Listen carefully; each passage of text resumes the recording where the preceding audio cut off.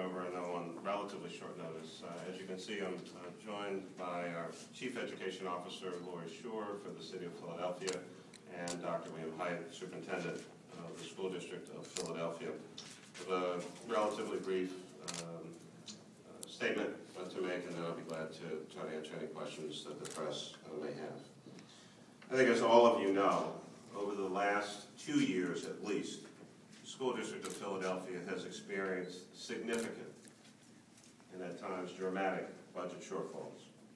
The cost of operating the school district, its expenses, far outweighs its current and projected future revenues. In January of 2012, the school district projected a $715 million budget gap.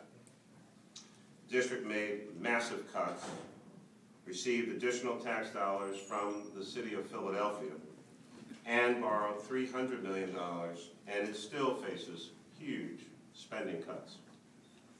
For 2 years, we have been talking about 70,000 empty seats across the school district. In buildings that currently provide education to children, that number is 53,000. In buildings that have already been closed, that number is 17,000. That is the total of the 70,000 seats that we've been talking about.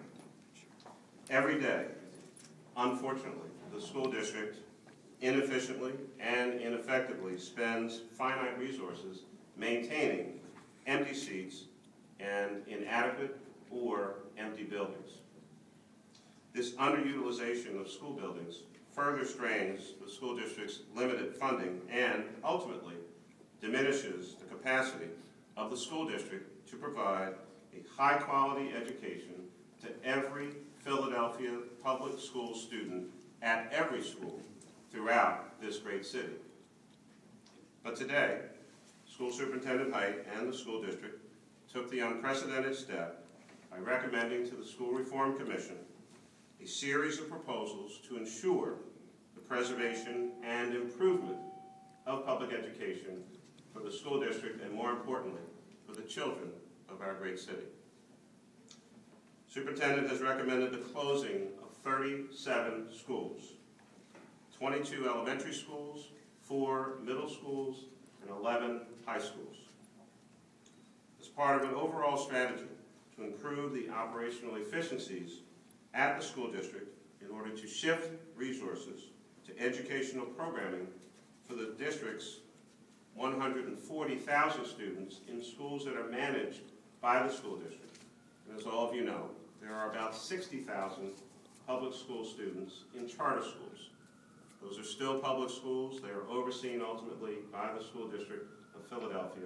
We have about 200,000 children, young people, young adults, who get an education in the public school system regardless of who manages that particular school. As it stands, the school district has a 67% building utilization rate, far below the optimal rate of 85 to 90%. With these changes announced today, the district will increase the number of students in school buildings and decrease the number of underutilized buildings, bringing the district's utilization rate to nearly 80%. In the end, it will mean safer, better equipped schools capable of meeting the educational needs of the school children of the city of Philadelphia.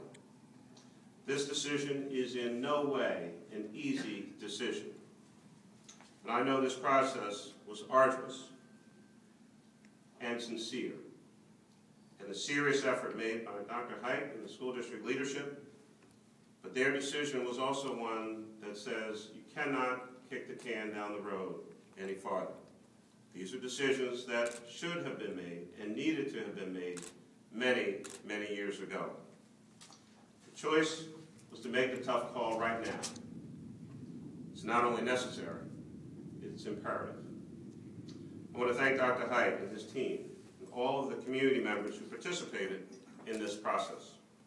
I want to reiterate, the School District of Philadelphia, Superintendent Hite, have my full and unequivocal support, even in these tough and difficult times, making tough, difficult, but the right decisions on behalf of the school children today and the many hundreds of thousands who will seek to get an education in the decades to come. My administration is working side by side with Dr. Hite and the School District of Philadelphia. Police Commissioner Ramsey and the Philadelphia Police Department will continue to coordinate with the school district to ensure safe passageways for students both to and from school and to make our schools that much safer. Deputy Mayor for Economic Development, Alan Greenberger, and his team will work with the school district to market or find new productive uses for the newly closed buildings and previously closed buildings as well. The facilities master plan was comprehensive and carefully designed.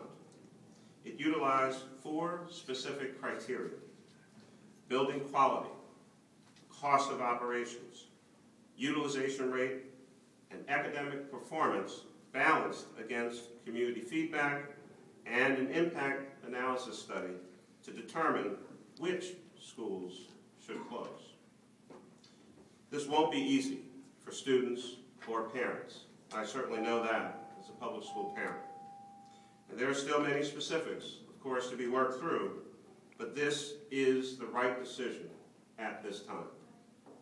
Now more than ever, our city needs to rally around the public schools and, more importantly, our public school students and their parents. We must support them as they transition, in some instances, to new schools or new environments. These are our children. These are my children. These are the future leaders of this great city. Now more than ever, they need adults to stand up and do the right thing by them so that they can grow up and be productive citizens here in this city and in the United States of America. We want a safe, prosperous, and bright future for our young people. And that only happens when adults do the right thing today. Children of Philadelphia deserve no less. They will get no less during my time as the mayor of this great city. Be pleased to try to